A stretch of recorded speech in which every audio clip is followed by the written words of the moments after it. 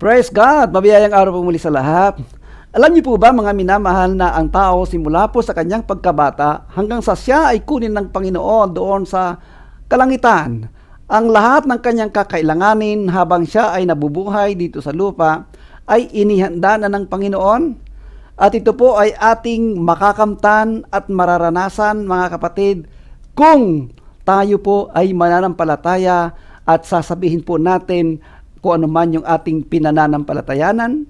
Malinaw po ang sabi ng salita ng Diyos, sabi po ng Ephesians chapter 1 verse 3, "Purihin nawa ang Diyos at Ama ng ating Panginoong Hesukristo, na siyang nagpala sa atin ng bawat pagpapalang ukol sa Espiritu sa sangkalangitan kay Kristo."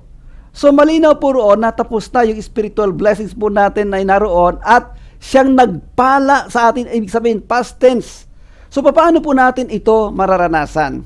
Kaya nga po, ang sabi po ng Bible ay kailangan meron tayong pananampalataya. Every time na tayo po'y nananampalataya at anuman ang ating hilingin, ito po ay ating nakakamtan, mga kapatid, ayon sa kanyang banal na kalooban. At kalooban niya na tayo po ay mapagpala. Ang sabi po ng Mark 11:23 and verse 24, "Katotohanang sinasabi ko sa inyo, ang sino mang magsabi sa bundok na ito, mapataas ka at magpagsuba o mapunta ka sa dagat, at hindi mag-alinlangan sa kanyang puso, kundi manampalataya na mangyayari ang sinabi niya, ay kakamtin niya yun." Praise God. Ano sabi ng verse 24, "Kaya nga sinasabi ko sa inyo, ang lahat ng mga bagay." So lahat po ng mga bagay, mga kapatid, na gusto natin, na inyong idinadalangin at hinihingi, ay magsisampalataya kayo na inyong tinanggap na at inyong kakamtin. Malinaw po ang sinabi ng Bible. Inyong panampalataya na inyong tinanggap, ibig sabihin, wala pa man, pero sabi rito, pag tayo nanampalataya, inyong kakamtin. Kaya nga, mahalaga po ang pananampalataya. So kailangan po yung pananampalataya natin ay sabihin natin, sapagkat kung paanong you cannot separate God and His Word, you cannot separate faith and declaration. Kaya kapag may pananampalataya ka, sabihin mo ng iyong bibig, sapagkat yan po ay parang magka-partner na para ito'y mangyari, kinakailangan pong manampalataya ka at sabihin ng ating bibig. Kaya sabi po ng 2 Corinthians chapter 4 verse 13, "Ngunit yamang mayroong gayon ding espiritu ng pananampalataya, na gaya ng nasusulat, sumampalataya ako," sabi po ni Pablo, "at kaya't nagsalita ako. Kami naman ay nagsisisampalataya, at kaya't kami naman ay nangagsasalita." So lagi pong magkasama yan, mga kapatid. Kung pananampalataya lang ang atin pong talagang kailangan, mga kapatid, sabi po ng Romans chapter 12 verse 3, lahat tayo pinagkalooban ng kanya-kanyang pantay na pananampalataya. Pero bakit marami pa po, mga kapatid, ang talagang nagdurusa at tila baga hindi nakakaranas ng himala ng Panginoon? Dito po ay kailangan ang ating sinasabi, mga kapatid. Kaya tama po yung Mark 11:23-24. Sabihin po natin matapos tayong manampalataya. Alam niyo po, ang sabi ng Hebrews chapter 11 verse 1, ang pananampalataya ay hindi nakikita, pero naroon yung katiyakan na mangyayari ang inyong pinanampalatayanan.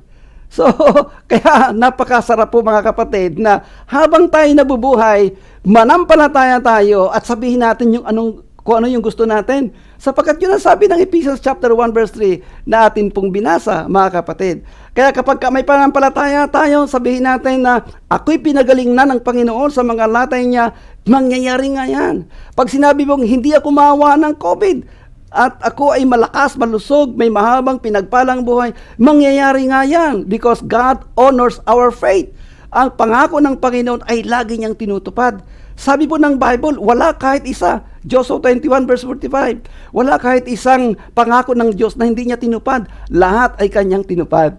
Kaya nga po, kailangan natin ang magkaroon ng pananampalataya, mga kapatid. At sabihin natin ito, yun ang sabi ng Job 22 verse 28, "You shall decree a thing, and it shall be established unto you."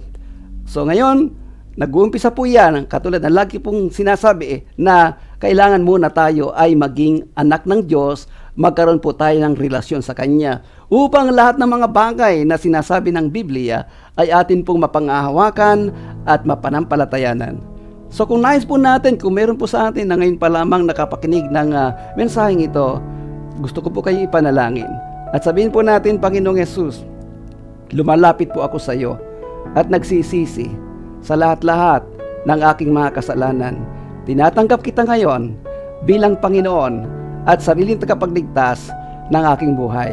Salamat po sa buhay na walang hanggan.